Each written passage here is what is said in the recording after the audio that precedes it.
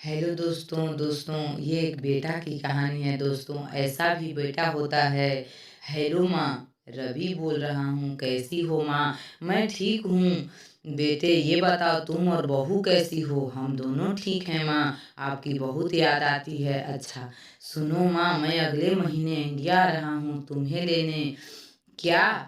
हाँ माँ, अब सब साथ ही रहेंगे। बहू कह रही थी माँ जी को अमेरिका लेकर आओ, वहाँ अकेली बहुत परेशान होंगी। हेलो, सुन रही हो माँ? हाँ हाँ बेटे।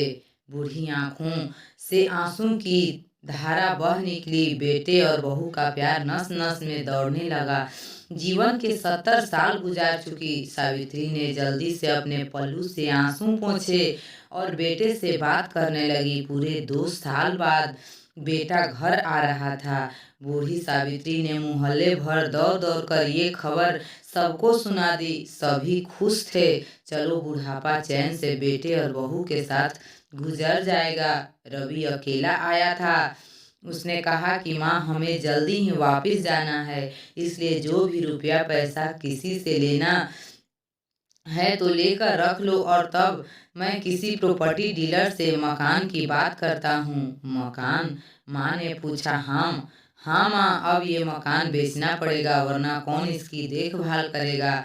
अब सब तो हम अमेरिका में ही रहेंगे। बूढ़ी आंखों ने मकान के कोने कोने को ऐसे निहारा जैसे किसी अबोध बच्चे को सहला रही हो। आनन फानन औने पौने दाम में रवि ने मकान बेच दिया। सावित्री देवी ने वो जरूरी सामान समेटा जिससे उनको बहुत ज्यादा लगाव था। रवि टैक्सी मंगवा चुका। एयरपोर्ट पहुंचकर रवि ने कहा, माँ तुम यहाँ बैठो, मैं अंदर जाकर सामान की जांच और बोर्डिंग और वीजा का काम निपटा लेता हूँ। सावित्री देवी बोली, ठीक है बेटे, और वहीं बेंच पर बैठ गई। काफी समय बीत चुका था।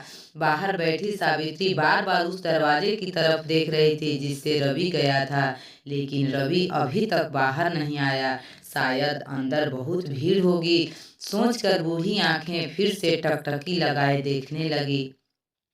अंधेरा हो चुका था। एयरपोर्ट के बाहर गहमा गहमी कम हो चुकी थी। माँ जी, किससे मिलना है? एक कर्मचारी ने वृद्धा से पूछा। मेरा बेटा अंदर गया है, टिकट लेने मुझे अमेरिका लेकर जा रहा है, सावित्री देवी ने घबरा कर कहा। लेकिन अंदर तो कोई नहीं पैसेंजर है। अमेरिका जाने वाली फ्लाइट तो दोपहर में ही चली गई। क्या नाम है आपके बेटे का? कर्मचारी ने सवाल किया। रवि। सावित्री देवी के चेहरे पे चिंता की लकीरें उभर आई। कर्मचारी अंदर गया और कुछ देर बाहर आकर बोला, माँ जी, आपका बेटा रवि तो अमेरिका जाने वाली फ्लाइट से कब का जा चुका, लेकिन कुछ उस वृद्ध की आंखों से आंसुओं की सैलाब फूट पड़ा। बूढ़ी माँ का रोम रोम कांप उठा।